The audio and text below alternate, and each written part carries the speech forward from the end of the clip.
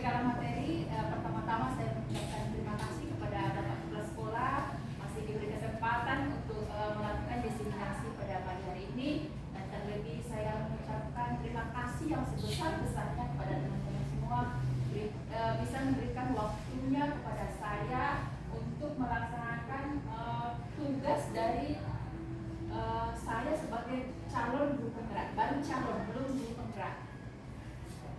Baik, sebelum kita masuk ke dalam materinya, kita santai saja ya. Saya di sini bukan mengajari, saya tidak mengajari, tapi saya hanya akan berbagi apa yang sudah saya dapatkan dari pendidikan guru penggerak selama 2 bulan. Saya berharap dari pengalaman yang saya berikan ke teman-teman hari ini bisa memberi semangat, memberi motivasi untuk terus melakukan pengembangan diri. Dalam konsep inti budaya positif ada 8 materinya. Ini agak sedikit banyak, tapi mudah-mudahan kita bisa padatkan waktu. Yang pertama adalah perubahan paradigma belajar. Yang kedua, disiplin positif. Ketiga, nilai-nilai kebajikan. Yang keempat, kebutuhan dasar manusia. Yang kelima, motivasi perilaku manusia. Yang keenam, bagaimana posisi kontrol guru.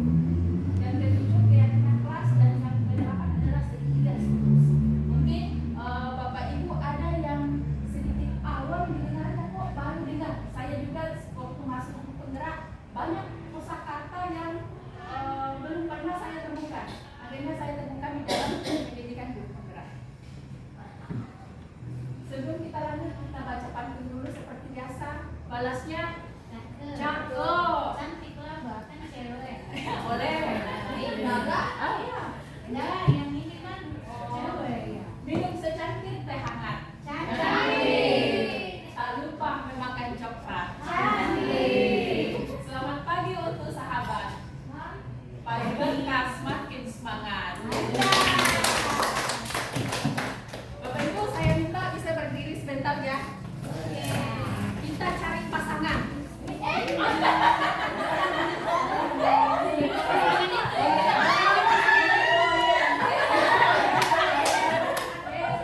Buat silang begini. Buat silang begini. Kepala kita sampai begini. Ya, lagi bersilang ya.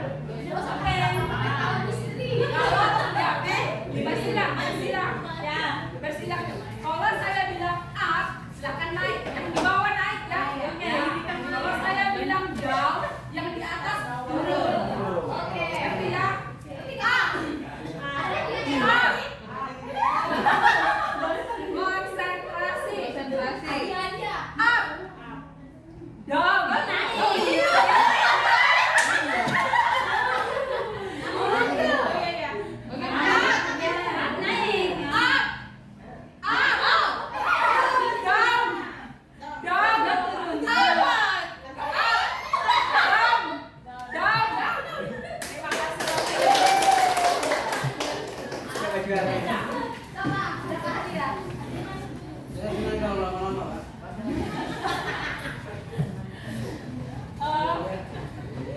Itu ice breaking.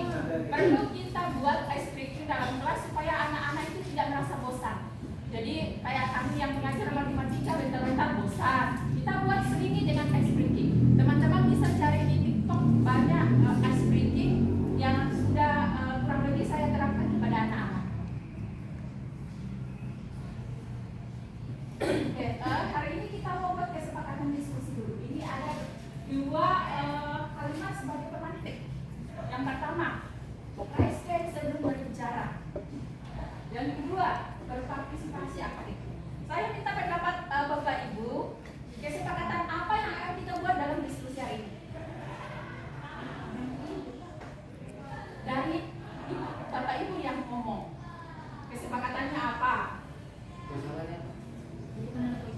Ini contohnya Pak, misalnya sebelum kita berbicara angkat tangan dulu. Kita sedang diskusi semuanya aktif. Kira-kira ada lagi nggak?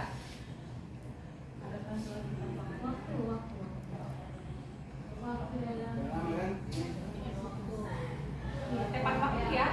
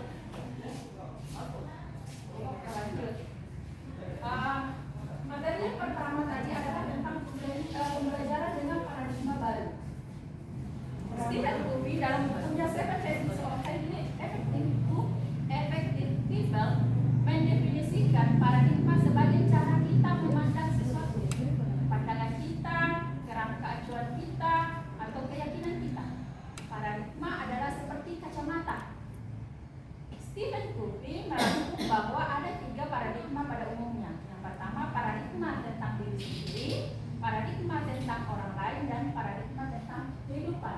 Yang akan kita bahas adalah bagaimana paradigma tentang proses pembelajaran. Pembelajaran dengan paradigma baru merupakan pembelajaran yang dirancang berdasarkan prinsip pembelajaran berdiferensiasi. Teman-teman yang ikut sertifikasi pasti tahu yang mana itu pembelajaran berdiferensiasi. Sehingga para peserta didik belajar sesuai dengan kebutuhannya berdasarkan tahap perkembangan sesuai teori psikologi modern untuk mewujudkan profil pelajar Pancasila. Kita tahu bahwa ada 6 elemen profil pelajar Pancasila, mulai dari bagaimana bertakwa kepada Tuhan Yang Maha Esa dan berakhlak mulia sampai dengan mandiri. Nah, ini yang akan kita penuhi kepada murid-murid kita. Bisa nggak kita memenuhi profil pelajar Pancasila ini dengan berbagai karakter mereka? Ada yang gaya belajarnya visual, ada yang audio, ada yang estetik. Nah, bagaimana supaya semua itu terpenuhi adalah dengan melalui pembelajaran berdiferensiasi. Pembelajaran berdiferensiasi itu ada 3 prosesnya, ada diferensiasi konten, diferensiasi hasil, dan diferensiasi proses. Next, materi yang kedua adalah disiplin positif. Disiplin berasal dari kata disiplin, yang artinya belajar disiplin mengacu pada disiplin diri yang memiliki tanggung jawab tentang apa yang dilakukan berdasarkan nilai-nilai yang diyakini. Disiplin positif merupakan salah satu cara penerapan disiplin yang bertujuan untuk menumbuhkan kesadaran serta memberdayakan peserta didik tanpa imbalan reward, ancaman, atau hukuman. Jadi motivasinya dia melakukan itu adalah motivasi intrinsik, bukan karena dia mau dikasih reward atau mau dikasih ancaman. Sehingga pendidik tujuan kita adalah menciptakan peserta didik yang memiliki disiplin diri sehingga mereka berperilaku mengacu kepada nilai-nilai kebajikan universal dan memiliki motivasi intrinsik dalam perubahan perilaku ke arah yang lebih baik. Nilai-nilai kebajikan universal itu termasuk dalam elemen profil pelajar Pancasila: bertanggung jawab, mandiri, kreatif. Itu semua adalah nilai-nilai kebajikan universal. Kalau disiplin, saya yakin bahwa kita semua Bapak Ibu guru pasti menerapkan proses disiplin dalam kelas. Nilai-nilai kebajikan. Nilai-nilai kebajikan adalah sifat-sifat positif manusia yang merupakan tujuan mulia yang ingin dicapai setiap individu. Nilai-nilai tersebut bersifat universal dan lintas bahasa, suku, bangsa, agama maupun tata krama. Seperti kelima itu nilai kebajikan, semuanya bisa merangkul. Mau merangkul agama, suku, ras, bisa merangkul ya. Selanjutnya, nilai-nilai kebajikan yang ingin dicapai oleh setiap anak Indonesia kita kenal dengan profil pelajar Pancasila. Dengan mengaitkan nilai-nilai kebajikan yang diyakini seseorang, maka motivasi prinsipnya akan terbangun sehingga menggerakkan motivasi dari dalam untuk dapat mencapai tujuan mulia yang kita inginkan. Nah, inilah yang tugas kita sebagai seorang guru, bagaimana supaya anak-anak kita itu dengan berbagai karakter bisa mencapai nilai-nilai kebajikan seperti nilai dari elemen dari profil pelajar Pancasila. Kebutuhan dasar manusia. Kebutuhan dasar manusia adalah segala sesuatu yang kita lakukan untuk mendapatkan apa yang kita inginkan. Seluruh tindakan yang kita lakukan memiliki tujuan tertentu dan semua usaha terbaik yang kita lakukan adalah dalam rangka agar kebutuhan dasar kita terpenuhi dengan baik. Kira-kira menurut Bapak Ibu apa sih kebutuhan kita sebagai manusia?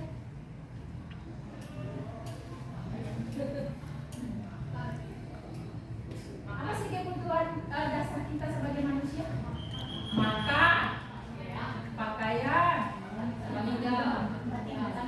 tinggal, yang lainnya ya itu kan hidup pokok. Nah, ada lagi kebutuhan lain yang kita butuhkan. Kita tidak bisa hidup sendiri kan? Sama seperti sekarang, saya tidak bisa melaksanakan tugas saya ini tanpa Bapak Ibu. Itulah kebutuhan saya. Oke, kita masuk. Ada 5 kebutuhan dasar manusia. Yang pertama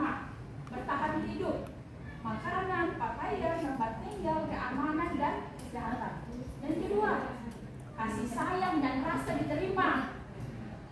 Rasa diterima, dipedulikan, berbagi, kerjasama, menjadi bagian dalam kelompok. Saya dan kita semua ini rasa diterima di sekolah kita ini. Saya juga itu Pak. Betul kasih sayang. Nanti di marah-marah ada bagiannya. Terus penguasaan. Kebutuhan yang ketiga adalah penguasaan. Bagaimana kita bisa dihargai? Keinginan kita bahwa kita itu ada dalam sebuah kelompok, berprestasi, kita bisa didengar sama orang lain, dan kita bisa diakui keberadaannya. Yang keempat, kebebasan. Ini kebutuhan kita juga, yaitu mandiri. Saya bebas melakukan apa yang saya mau. Intinya bahwa fokusnya adalah nilai-nilai kebajikan tadi. Tidak berlaku negatif, tapi berlaku positif. Kebebasan, mencoba hal baru, mampu mengendalikan arah dirinya. Yang kelima, terakhir, kesenangan, terbutuh. Teman-teman pergi di Derawan itu adalah kebutuhan. Refreshing itu kebutuhan. Bermain, humor, antusiasme, dan tertawa itu kebutuhan. Jadi ada 5 pokok yang bisa kita rangkumkan. Itulah kebutuhan dasar kita manusia. Jadi Bapak Ibu, bukan cuma kita yang membutuhkan kebutuhan ini, tapi anak-anak kita juga membutuhkan kebutuhan tersebut. Next, setelah ada kebutuhan dasar manusia, apa motivasi perilaku manusia? Motivasi merupakan dorongan yang dimiliki seseorang individu yang dapat merangsang untuk dapat melakukan tindakan-tindakan atau sesuatu yang menjadi dasar atau alasan seseorang untuk berperilaku atau mencapai tujuan tertentu. Jadi di sini dibuat dalam 3. Motivasi seseorang itu melakukan sesuatu. Yang pertama, menghindari ketidaknyamanan atau hukuman. Yang kedua, untuk mendapatkan imbalan atau penghargaan dari orang lain. Yang ketiga adalah untuk menjadi orang yang mereka inginkan dan menghargai diri sendiri dengan nilai-nilai yang mereka percaya. Jadi poin 1 dan 2 itu termasuk dalam motivasi eksternal. Dia dari luar. Yang ketiga itu adalah motivasi dari dalam diri sendiri. Kira-kira kalau saya kasih kasus anak yang terlambat datang, loncat lewat jendela, motivasinya dia melakukan apa? Ya, tuh, menghindari hukuman. Dia tidak mau lewat depan karena takut ketemu Bu Maria. Maka motivasi dia melakukan tindakan loncat lewat jendela adalah untuk menghindari ketemu Bu Maria, ketemu hukuman. Nah, jadi kita lewat materi ini kita tidak boleh langsung memberi hukuman kepada anak, tapi kita harus tahu dulu perilakunya mendasari melompat itu apa, dasarnya apa. Apakah 5 kebutuhan dasar tadi ada yang tidak terpenuhi?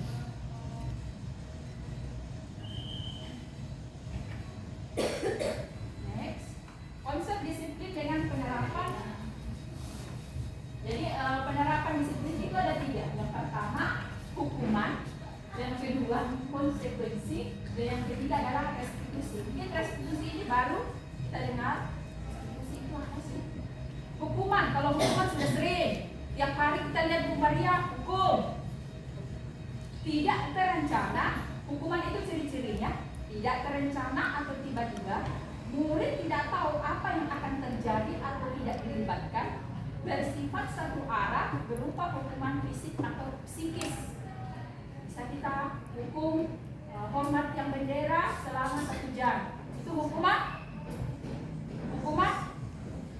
fisik atau psikis?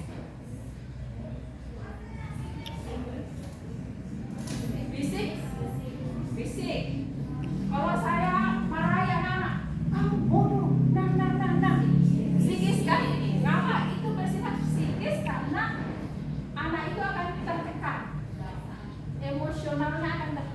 psikologisnya akan tertekan sehingga dia dikategorikan masuk dalam hukuman psikis. Kira-kira kalau saya tanya Ibu Maria selama ini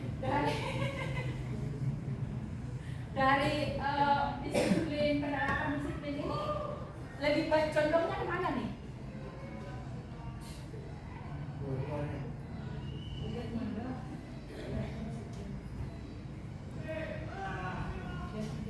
Oke, saya ganti dulu soalnya. Saya lanjut konsekuensi. Terencana atau disepakati sesuai peraturan, murid tetap dibuat tidak nyaman. Sikap guru selalu memonitor murid. Itu konsekuensi itu. Kalau saya tanya, peraturan yang tertempel di sana itu apakah kita buat bersama dengan murid-murid? Apakah bersifat searah? Murid, guru, orang tua, guru.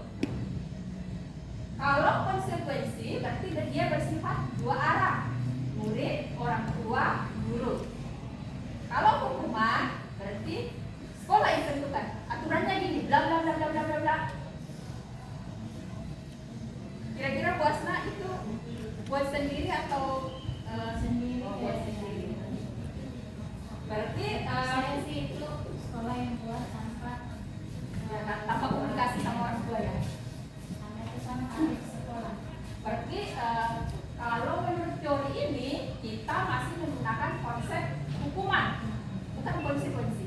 Karena kalau konsekuensi sama seperti tadi, saya kasih pemantik kepada Bapak Ibu, apa kesepakatan kita hari ini? Nah itu kita sepakati. Artinya kita setuju maka kita wajib lakukannya. Tapi kalau peraturan yang banyaknya di sana itu kita buat dari satu arah saja, dari pihak sekolah, yang ujung-ujungnya adalah apa? Kira-kira apa efeknya? Kira-kira apa efeknya sama anak-anak kita? Fisik dan psikis. Bu Maria, kalau saya tanya bagaimana pendapat Ibu selama kurang lebih di sini dan sering memberi hukuman, apa yang Ibu rasakan dan kira-kira menurut Ibu apa yang anak-anak rasakan?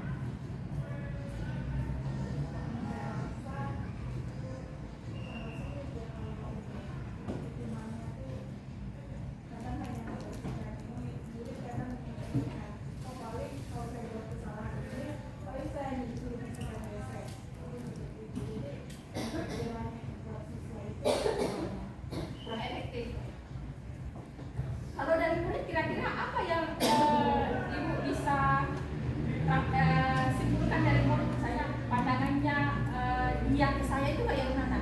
Takut kah? Atau malah membangkang kah? Ada yang membangkang, ada yang takut. Kebanyakan ada yang membangkang. Nggak tahu sebenarnya Iya, juga karena juga nggak tahu. takut. Tapi hanya bersikap rese. Oke.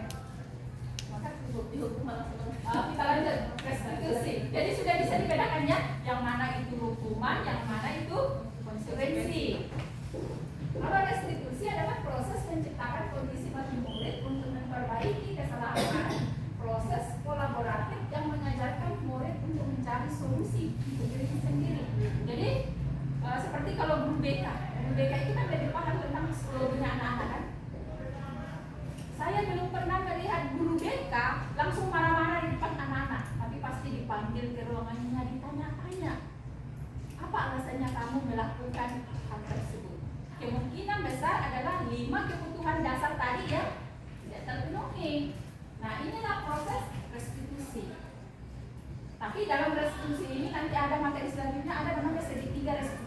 Bagaimana cara menjalankan restitusi? Intinya bahwa anak-anak sendiri yang akan menghukum dirinya. Kalau kami sih tidak boleh menggunakan kata hukum, karena kita tidak boleh berpikir negatif, tapi seperti yang diceritakan di peristiwa kemarin bahwa inquiry apresiatif. Semuanya kita lihat secara positif, tidak ada yang negatif.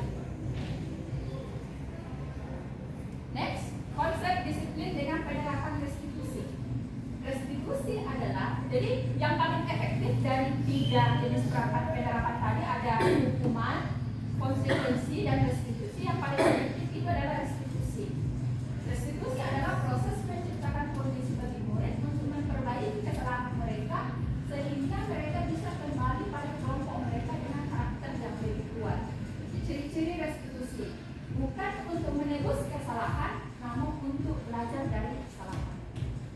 Saya melakukan kesalahan, saya dihukum.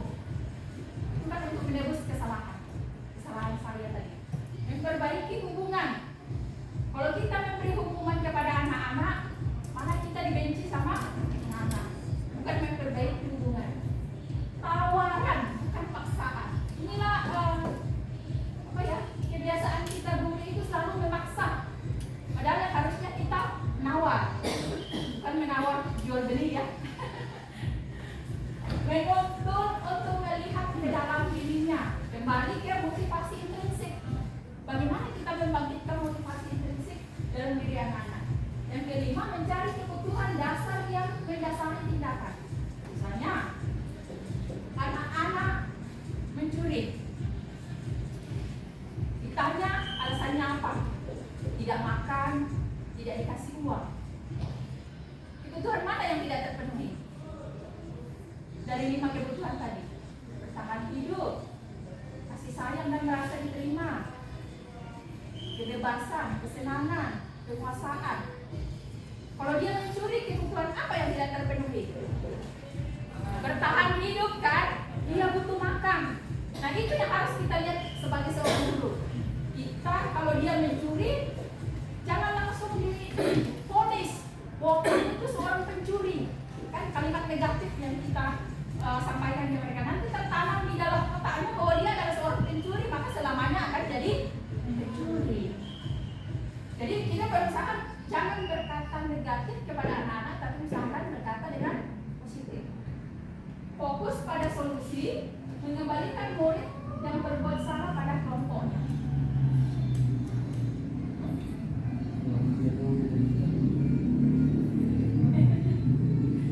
Ini ada kasus, saya kasih contoh ya. Kasus siswa sering tidak mengerjakan PR. Masalah dasar kita sebagai seorang guru. Hukuman.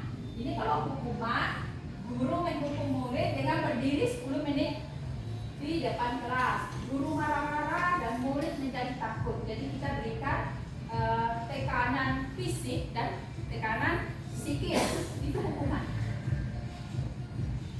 Kalau konsekuensi, guru memberikan konsekuensi untuk menulis PR sebanyak 3 kali. Guru tegas dan murid menghormati peraturan itu. Tapi sebelumnya kita sudah buat namanya kesepakatan. Kalau kamu tidak kerjakan PR, maka kamu akan menulis PR sebanyak 3 kali. Tapi ada sudah konsekuensi, ada sudah kesepakatan yang kita buat. Kalau hukuman tidak ada. Yang ketiga adalah restitusi. Guru menanyakan keyakinan kelas. Keyakinan kelas itu seperti kesepakatan tadi yang kita buat. Atau dirinya dan membantu murid menyelesaikan masalah, terbuka dan murid menghormati dirinya dan orang lain. Jadi langkah restitusi itu ada 3. Nanti di slide berikutnya akan ada saya jelaskan.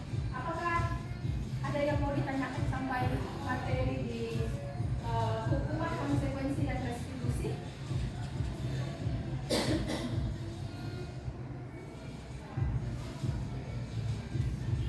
Oke, kita lanjut dulu. 5 posisi kontrol. Kita sebagai guru ya. Posisi kontrol yang pertama, penghukum. Penghukum itu adalah seorang penghukum bisa menggunakan hukuman fisik atau verbal, psikis. Yang kedua, membuat orang merasa bersalah. Biasanya guru akan bersuara lembut. Tolonglah ibu, nanti ibu dimarah di kelas sekolah. Itu akhirnya anak-anak itu merasa bersalah. Iya ya, saya belum tolong ibu. Nah itu. Yang ketiga, teman. Ini sudah biasa nih. Biasanya teman anak-anak itu bilang pernah ada ordal kan? Nah itu teman. Yang kelima, pemantau, memonitor. Kita sebagai guru pasti banyak yang jadi pemantau di sini. Cuma lihat aja, oh si Leo itu langgar aturan mana yang dia langgar? Itu pemantau. Manajer responnya tanggung jawab guru dalam posisi terakhir. Manajer adalah posisi mentor di mana guru berbuat sesuatu bersama dengan murid, mempersilahkan murid mempertanggungjawabkan perilakunya, mendukung murid agar dapat menemukan solusi atas permasalahan ini sendiri. Kira-kira dari 5 posisi kontrol ini, Bapak Ibu sudah berada di posisi kontrol yang kemana? Bu Maria berhukum, Bu Mai, Bu Mai, Pak Khair, teman, Bu Alinda, tiga teman, Uci, posisi di mana Uci? Ini tuh kompat. Mantau saja saya kali ya. Mengawasi. Teman. Ini yang kita keliru. Harusnya kita sebagai seorang guru kita berada di posisi yang mana? Harusnya kita sebagai seorang guru kita berada di posisi mana? Posisi mana? Saya tanya, kalau saya sebagai guru di posisi penghukum, efektif nggak? Tidak. Membuat orang merasa bersalah, efektif nggak? Efektif nggak? Kalau saya jadi teman untuk anak-anak, efektif nggak? Pemantau, efektif nggak? Manajer? Nah, jadi kita sebagai seorang guru, posisi kontrol kita bukan sebagai penghukum, bukan sebagai pembuat merasa bersalah, bukan sebagai teman, bukan sebagai pemantau, tapi kita sebagai manajer. Bagaimana kita menyebabkan anak-anak itu ke dalam kelompoknya tanpa rasa dendam kepada kita, tanpa dia menyalahkan dirinya sendiri, tanpa dia menyalahkan gurunya. Posisi kontrol guru. Kasus siswa tidak memakai atribut lengkap pada saat upacara. Ini kasus real kita ya. Kalau hukuman, guru penghukum langsung disuruh berdiri di depan kelas. Kalau guru pembuat rasa bersalah, langsung ngomong, berapa kali ibu guru harus memberitahu kamu? Tuh guru kecewa sama kamu. Itu membuat merasa bersalah. Anak-anak itu menjadi rasa bersalah. Kalau posisi guru sebagai teman, dia akan ngomong, ayolah buat ibu guru bangga kali ini, tidak apa-apa. Karena dia rasa bahwa ini adalah bestie. Saya dengan anak-anak itu jadi bestie. Yang keempat adalah pemantau. Kamu sudah melanggar, apa peraturan dan konsekuensinya? Kalau pemantau ini belum lengkap, harusnya lengkapnya adalah manajer. Apakah kamu tahu kesalahanmu? Anak-anak harus refleksi diri. Dia punya kesalahan enggak? Kira-kira apa yang akan kamu lakukan untuk memperbaiki kesalahanmu ini? Nah, miskonsepsi kita sebagai guru tentang teori kontrol, yang pertama itu adalah ilusi guru bahwa guru yang harus mengontrol murid, harus memaksa dan segala macamnya. Ilusi bahwa semua penguatan positif, efektif dan bermanfaat. Kita berpikir bahwa ketika kita ngomong ke anak-anak, nak tolong ibu, kita berpikir bahwa itu efektif, tapi secara teori tidak. Ilusi yang ketiga adalah kritik dan membuat rasa bersalah mampu menguatkan karakter. Tidak. Bahwa orang dewasa berhak memaksa. Ini yang banyak kita lakukan. Kita next.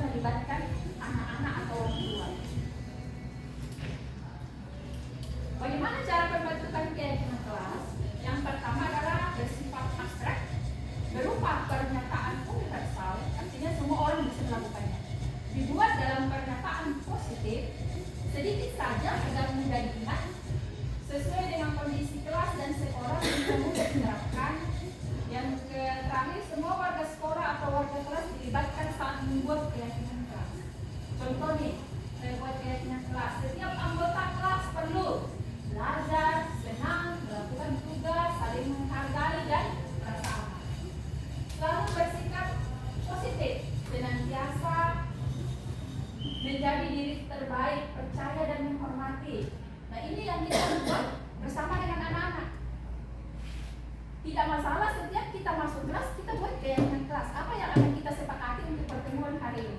Atau wali kelas bisa buat 1 bulan sekali buat keyakinan kelas. Habis itu evaluasi bulan berikutnya. Terlaksana nggak keyakinan kelas? Nah, kita lanjut tadi di penerapan disiplin yang restitusi. Yang paling efektif itu adalah restitusi, bukan hukuman dan bukan konsekuensi. Nah, di sini kita kenal ada namanya segitiga restitusi. Segitiga ya pasti ada 3 kan, 3 sisinya. Langkah yang pertama adalah menstabilkan identitas. Yang kedua, validasi tindakan yang salah. Dan yang ketiga adalah menanyakan keyakinan. Kita lihat langkahnya. Langkah menstabilkan identitas. Berdasarkan prinsip membuat kesalahan adalah bagian dari proses pembelajaran.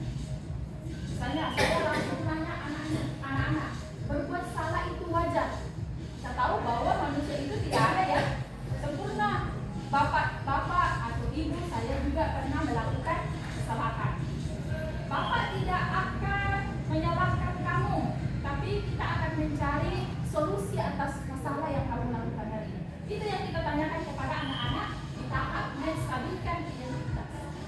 Atau kita bisa tanyakan, apakah tindakan yang kamu lakukan itu benar atau salah? Nanti dia sendiri yang akan jawab benar atau salah yang dia lakukan. Misalnya mencuri, apakah sesuai dengan ajaran agama itu benar atau salah? Nah, itu bisa kita tanyakan kepada anak-anak di tahap menstabilkan identitas.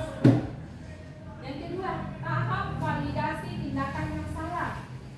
Berdasarkan prinsip setiap perilaku berupaya memenuhi suatu kebutuhan tertentu. Setelah kita menstabilkan identitas, anak-anak sudah tahu bahwa dia salah. Sekarang kita tanya, alasannya apa untuk melakukan tindakan tersebut? Dari 5 kebutuhan dasar manusia tadi itu, kita harus mampu mengelompokkan anak ini kebutuhannya yang mana yang tidak terpenuhi. Misalnya dengan kalimat, kamu pasti punya alasan mengapa melakukan hal ini. Atau, padahal kamu bisa melakukan yang lebih buruk dari ini ya. Atau, kamu patut bangga karena telah melindungi sesuatu yang penting buatmu. Dan seterusnya. Setelah validasi tindakan yang salah, kita sudah tahu bahwa kebutuhan anak itu, kita sudah tahu bahwa alasan anak itu melakukan tindakan tersebut karena kebutuhan ini yang tidak terpenuhi. Maka kita kembali ke lanjut ke menanyakan keyakinan. Di kelas tadi kita sudah buat keyakinan. Keyakinan apa yang telah kita sepakati dan kamu langgar? Misalnya kalau mencuri, berarti dia mengambil hak orang lain. Nah, itu keyakinannya. Setelah itu kita tanyakan keyakinan, kita bertanya kepada anak-anak, bagaimana cara kamu menyelesaikan masalah yang kamu buat? Kalau dia mencuri, apa inisiatif dari dia untuk menyelesaikan masalah tersebut dengan orang yang diambil barangnya secara tanpa izin?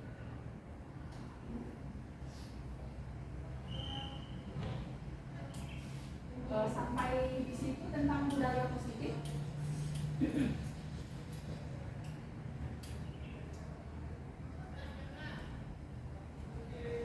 Supaya tidak bosan, Bapak Ibu ini kita ice breaking.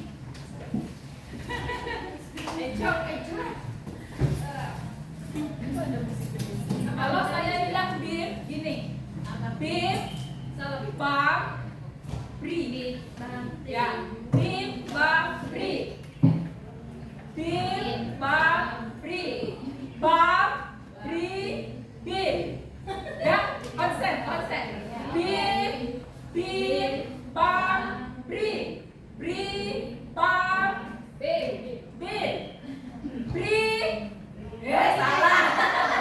Jangan ikut gaya saya, ikut dengar apa yang saya omongkan. Bri, bang, bri,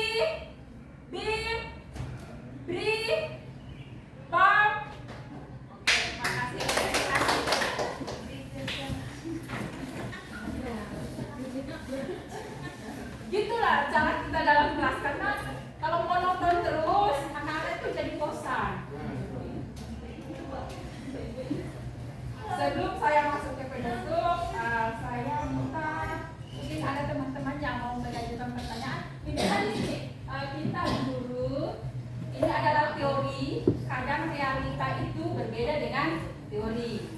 Nah, intinya mungkin ada teman-teman yang mau berbagi pengalaman atau mau bertanya bagaimana dia menangani kasus-kasus yang ada. Silakan Bapak Ibu. Ini juga yang 5 posisi kontrol.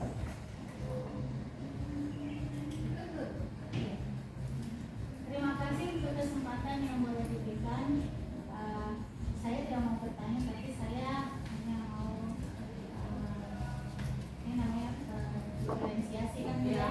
Jadi saya ingin berbagi tentang pengalaman, karena kita sebagai seorang pendidik itu bukan pendidik saja, tapi kita juga mamong ya.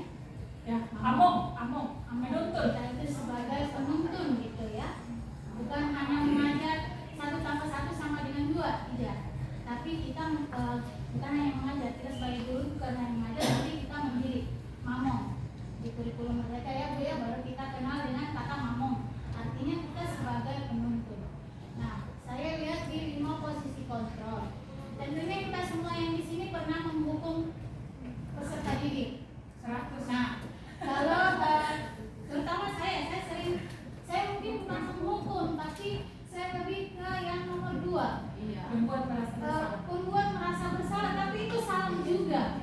Ketika kita mungkin ini pengalaman saya setelah saya membuat yang nomor 1 dulu ya, menghukum.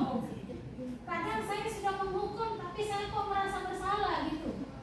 Saya merasa bersalah dan akhirnya kenapa ya saya sejahat itu sama peserta didik saya, padahal kan saya ini adalah pamong gitu kan, kenapa saya harus menghukum.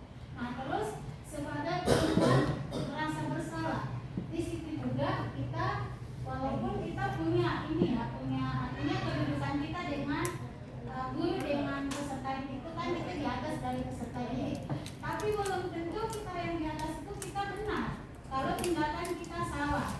Jadi ada refleksi antara kita dengan siswa. Saya sejak saya mengajar di SMA ADAP tahun 2000, mulai saya mengajar itu 2015, itu karena kebablasan ya Pak ya, karena gurunya nggak ada.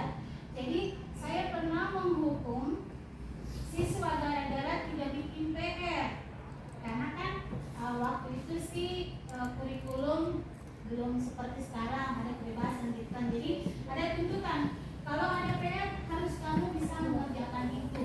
Nah ada salah satu siswa yang tidak bisa mengerjakan PR karena saya waktu itu belum tahu apa alasannya kenapa dia tidak mengerjakan PR pada saat itu PR-nya kelompok.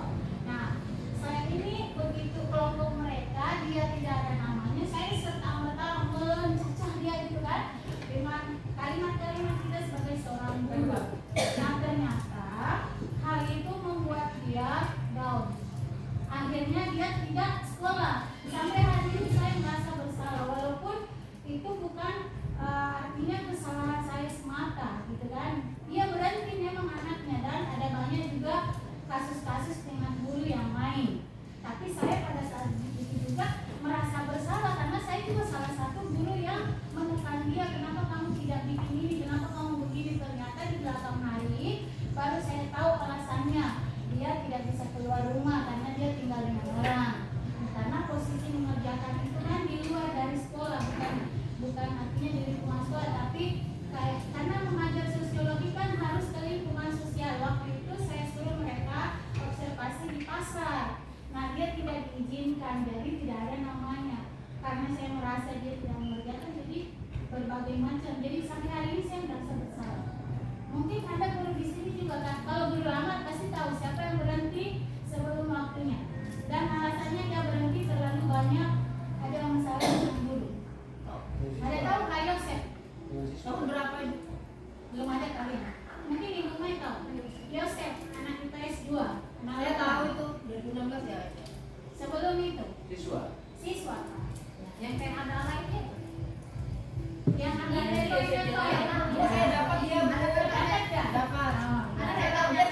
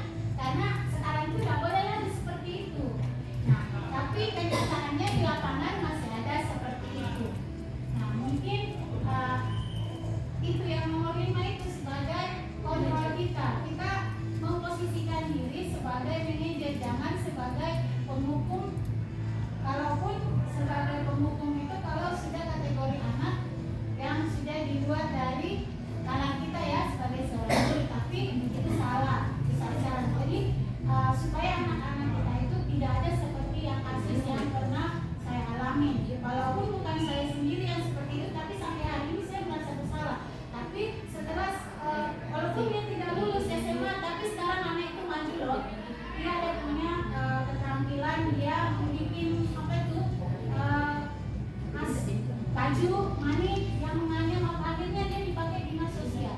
Kemana-mana dia sebagai branding Kabupaten Peluman untuk dibawa. Oh dia ini yang mengajari ibu-ibu untuk bikin sabun, bikin rompi, menganyam manik. Nah itu kan kelebihan dia pada saat itu yang kita tidak dapatkan. Kita hanya melihat kekurangannya. Jadi kita sebagai seorang guru jangan hanya melihat kekurangan siswa, tapi lihat kekurangan kita sebagai seorang guru. Mungkin itu sharing dari saya. Baik, terima kasih Bu Asna. Dan saya sehingga memang betul yang dibilang Bu Asna, setelah saya juga mempelajari tentang materi ini, saya tuh jadi refleksi kepada diri saya. Ternyata selama ini tuh saya betul-betul banyak melakukan kesalahan kepada murid-murid saya. Posisi kontrol yang selama ini saya buat hanya sampai di teman. Kita pernah mungkin buat sampai di manajer, tapi tidak terstruktur dengan menggunakan segitiga restitusi. Kita tidak pernah tahu apa sih kebutuhan anak-anak yang tidak terpenuhi. Nah itu yang harus kita kaji. Dari situ barulah kita mengembalikan anak itu kepada kelompoknya tanpa dia merasa dendam sama kita, tanpa dia merasa bersalah, dan kita juga sama-sama sama-sama plong bisa menerima satu sama lain. Jadi tidak ada konflik yang terjadi. Memang betul dibilang Bu Asna tadi, sesuai juga yang kami pelajari bahwa menurut Ki Hajar Dewantara, pendidikan itu adalah sistem among tulisannya. Among itu adalah menuntun. Jadi kita tidak hanya mentransfer ilmu, tapi kita juga menuntun anak-anak untuk mencapai nilai-nilai kebajikan tadi. Berakhlak mulia, mandiri, itu yang tugas kita sebagai seorang guru.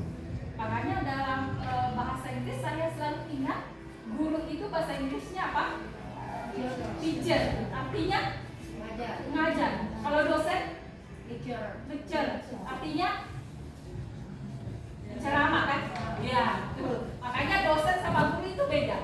Kalau dosen dia cuma menceramah, tugasnya adalah mentransfer pengetahuan. Tapi kita guru, tugas kita adalah mengajar. Dua, yaitu menuntun dan mentransfer apa yang kita ketahui.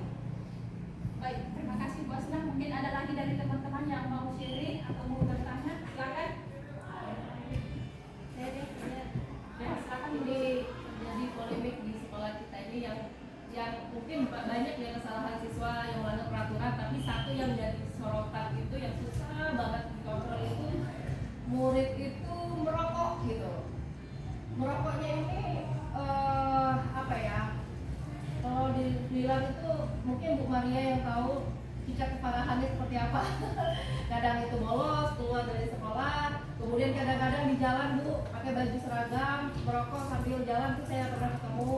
Nah kira-kira apa sih tindakan yang cocok untuk menghadapi siswa seperti ini? Karena sampai sekarang pun kita udah hukum tapi nggak ada apa ya, nggak ada dampaknya ya, nggak ada jeraknya.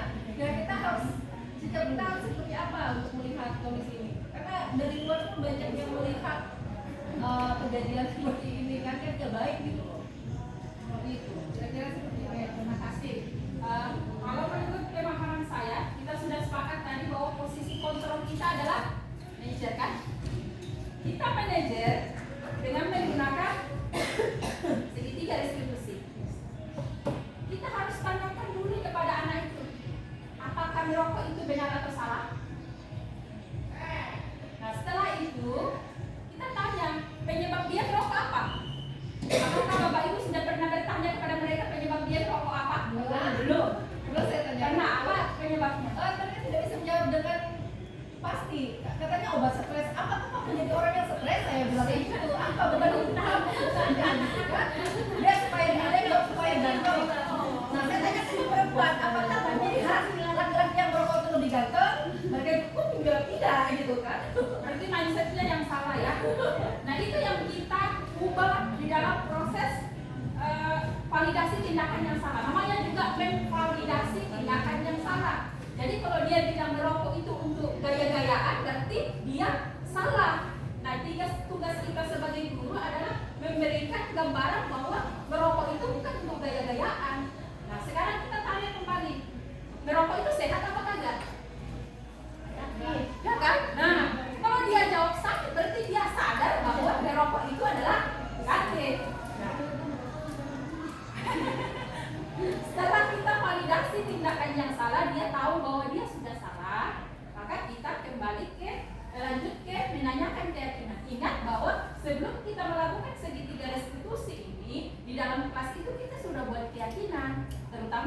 membuat tidak boleh merokok, tidak merokok di lingkungan sekolah. Karena batas kita sebagai guru itu adalah di lingkungan sekolah. Ketika mereka sudah keluar, itu urusan orang tua. Ingat bahwa Ki Hajar Dewantara mengatakan bahwa pendidikan yang berpihak kepada murid, murid itu senang, guru bahagia. Jangan cuma murid yang senang, jangan stres, ya kan? Nah, artinya bahwa murid itu punya masalahnya masing-masing, punya dorongannya untuk melakukan itu. Tugas kita adalah ada orang tuanya. Kita jangan bekerja sendiri. Nah, itu yang harus kita kolaborasi antara orang tua dan murid. Ketika dia melakukan kesalahan berkali-kali, apakah kita akan selamanya diam? Kan tidak. Pasti kita akan panggil orang tuanya. Nah, itu kolaborasi kita bagaimana supaya orang tuanya juga ikut bertanggung jawab. Jangan sampai orang tuanya, itu kan urusan sekolah. Nah, itu kita rubah konsep orang tua.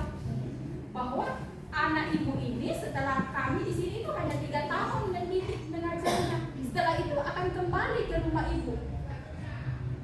Dia nanti akan menjadi orang berguna atau tidak berguna, maka keluarga ya menerimanya. Kita hanya bertugas dalam lingkup sekolah. Ingat, murid senang, guru bahagia. Jangan murid senang, guru stres. Kurang lebih seperti itu, Bu Uci, atau ada teman-teman yang mau menambahkan? Ya, silakan Pak. Saya bukan guru, Ya, jadi saya terlalu dulu gini ya. Saya dari STM, sekolah teknik menengah. ya. Masuk kesehatan bisa, tahu ya. Nasib bapak. Nasib bapak. Tugas di Longnawang tahun 2007 itu saya melihat itu sekolah SD. Saya tidak sekolah, ada yang punya anak itu. Saya usaha supaya sekolah buat SMP kami. Saya ajar guru SD supaya kita buat sekolah. Jangan sekolah itu karena kami pakai uang, bukan namanya ada uang kayak gitu. Setiap ini saya dipotong. Siswanya sekarang ada yang kota dewan, ada yang eselon 2, banyak yang ada di sekolah. Jadi memang itu yang seperti yang di mata itu kita diberi di rumah. Siswa saya SMP saya pegang bahasa Indonesia, UKM,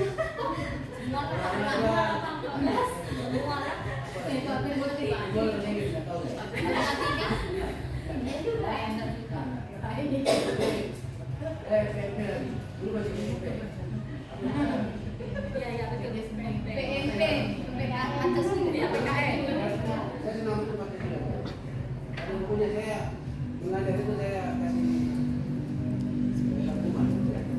Apa yang saya baca tadi ya saya dulu seperti itu. Kalau sekarang kan tidak cocok. Saya sih hukuman ini. Saya tidak menunggu karena saya salah. Tapi nah, saya hanya membawa misalnya ada kotoran rumput tinggi yang besar. Ini punya si angginan tapi tolongan dan seperti kasus seperti itu saya tidak perlu menghukum dan saya usahakan supaya mereka senang dengan saya. Terus terang saja saya mulai dari pakaian siapa waktu apa masih bosok pakaian apa rambut bagus apa semuanya itu sepatu mereka selalu kalau saya lihat dilihatnya ini mereka besar buat saya. Jadi mereka supaya begini. Jadi minggu begini tidak ada untungnya karena akan kerja tidak akan tobat atau sesuai. Ya saya katakan hanya kemudian masalah merokok ini dari dulu saya merokok SMP. Jadi itu banyak orang. Kebetulan kayak gitu. Saya. Jadi itu perlu. Jadi match. Jadi saya itu uang saya beli rokok itu. Kan saya bilang sama kakak, kalau ke pasar beli beras 2 kilo, 1,5 kilo saya bisa ambil rumah itu. Ini rokok nanti. Ini 2 batang. 2 batang ini 1 hari atau 2 hari. Habis rokok sedikit, 1 lagi. Jadi memang rokok ini dari dulu dari SMP Pengaruh lingkungan juga. dengan lingkungan. Kenapa? Tak tahu ya. Guru-guru itu memang marah. Tapi kalau istirahat itu keluar sana.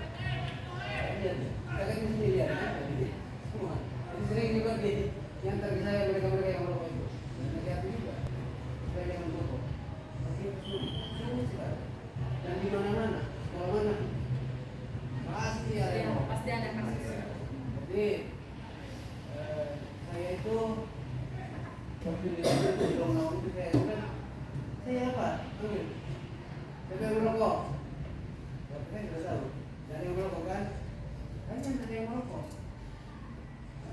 Karena kita ngomong bahwa tidak ada yang merokok. Tidak ada yang merokok. Iya. Dia tidak merokok. Padahal saya sudah tahu yang merokok itu. Tapi saya guru waktu itu merokok kuat itu. Sambil mengajar tapi ini rokok. Jadi masing-masing ya. Untuk itu saya bagi manajer saja. Untuk manajer dia paling cepat saja. Ya. Jadi itu pengalamannya. Barangkali kalau dibilang apa, tapi memang saya mengajar. Saya tahu. Jadi setiap ujian saya ambil pengawas dari sini, ambil soal. Bahwa misalnya kadang-kadang lambat, tapi dimaklumi karena pesawat. Jadi itu yang sampai ke sini masuk di dinas provinsi kesehatan itu harus hati-hati. Penting betul. Mantan kesehatan itu. Saya yang penting. Karena sebagai wakil provinsial HBI beberapa dananya itu dari Maroko. Kayak ini negara di Indonesia. Saya kelola seluruhnya. Itu. Jadi saya tahu-tahu biaya BPJS berapa? Saya dicalonkan lagi saya nggak tahu. Saya tidak bisa jadi kepala sekolah di Indonesia. Tapi kenapa waktu sudah mikir kok diberikan semua itu saya? Saya bingung di sini. Itu pikir saya tidak mungkin. Ternyata begitu. Karena kepercayaan itu saya lagi berhenti di sana. Nah ini yang mudah-mudahan terakhir kali ini saya sudah mohon saya. Jadi kembali ke topiknya Ibu Lucy ini memang itu sudah benar. Cara kamu apa saja yang kamu bisa supaya siswa itu bisa naik. Tapi menurut saya ini rangkul. Saya sudah coba kemarin-kemarin supaya kita itu yang pemalu-pemalu itu ambil lagi dia supaya tidak pemalu. Seperti yang kemarin saya pemalu dia bimbing terus itu aliran itu. Ada aneh sedikit ya, tapi begitu kita masuk di Swedia pura-pura tidak tahu apa yang terjadi sana. Ini kuncinya. Baik, terima kasih Pak. Terima kasih sudah berbagi pengalamannya. Memang saya juga setuju dengan Bapak. Kita guru tidak hanya etika, tidak hanya bagaimana cara kita berbicara dengan anak-anak, tapi penampilan kita juga. Anak-anak itu akan menilai kita dari penampilan kita.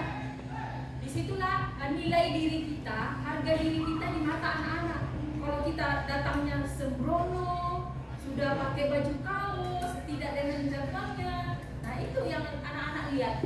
Bagaimana kita bisa mengarahkan anak-anak, kamu pakai pakaian sesuai dengan harinya ya, sedangkan kita tidak. Nah kita ingat bahwa kita itu adalah figur tauladan. Kita dulu yang harus melakukannya, baru kita ajak anak-anak untuk melakukannya. Kurang lebih seperti itu. Mungkin ada lagi yang mau ditambahkan? Mau ada sharing? Bu Balia ini banyak pengalaman nih. Pak Hanil mau sharing Pak? Tidak ada.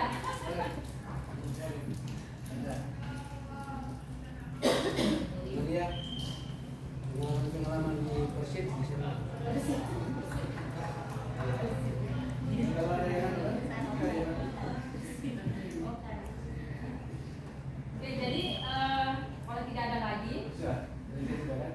Jadi dari harapan kita setelah mempelajari bersama-sama materi budaya positif, kita rubah cara kita. Kita bersama-sama, kita rubah, kita kembalikan anak-anak itu kepada kelompoknya tanpa dia rasa bersalah, tanpa dia mengalami tekanan fisik, tanpa mengalami tekanan psikologi. Maka tugas kita guru adalah berada di posisi control manager dengan cara segitiga restitusi. Kita harus tahu dulu penyebab dia melakukan sebuah tindakan itu ada. Contoh saya ikut CGP. Apa sih motivasinya? Apakah saya mau dihukum sama Pak Kepsek? Apakah saya mau dihargai? Apakah itu motivasinya dari dalam diri saya sendiri untuk melakukan pengembangan diri? Semua yang kita lakukan itu ada motivasinya. Teman-teman yang datang hari ini ada motivasinya kan? Ada, pasti ada. Dan teman-teman sendiri yang tahu. Saya tidak usah tanyakan apa motivasinya. Oh baik, karena tidak ada lagi yang mau ditambahkan, kita akan tutup. Dalam penerapan program disiplin positif, hendaklah guru memiliki standar kepribadian profesional. Profesional ya, guru profesional dan sosial yang baik, di mana guru mampu merefleksikan dirinya dalam posisi kontrol manajer. Bagaimana perjalanan dirinya sebagai among, sebagai penuntun atau manajer yang menuntun murid-muridnya menjadi insan yang mandiri, merdeka dan bertanggung jawab sesuai dengan standar pendidikan nasional. Memang tugas kita sebagai guru itu berat sekali. Ingat, murid senang, guru bahagia. Hati-hati, jangan murid senang, guru stres. Atau murid stres, guru bahagia. Kayaknya itu Guru tanpa jasa. enggak Pak, enggak bisa. Tidak ada bisa sekarang, Pak. Bisa hidup, Pak. Enggak bisa lagi tuh Pak, zaman Belanda itu. Nanti motivasinya adalah motivasi eksternal, yaitu karena mau diberi penghargaan. Jadi dia mengajar hanya karena mau digaji, bukan karena keikhlasan hati untuk menuntun anak-anak. Itu dulu yang harus kita ubah. Digaji itu nanti di belakang, tapi keikhlasan hati kita juga sebagai guru ini yang diminta dari kurikulum pendidikan nasional. Memang berat ya?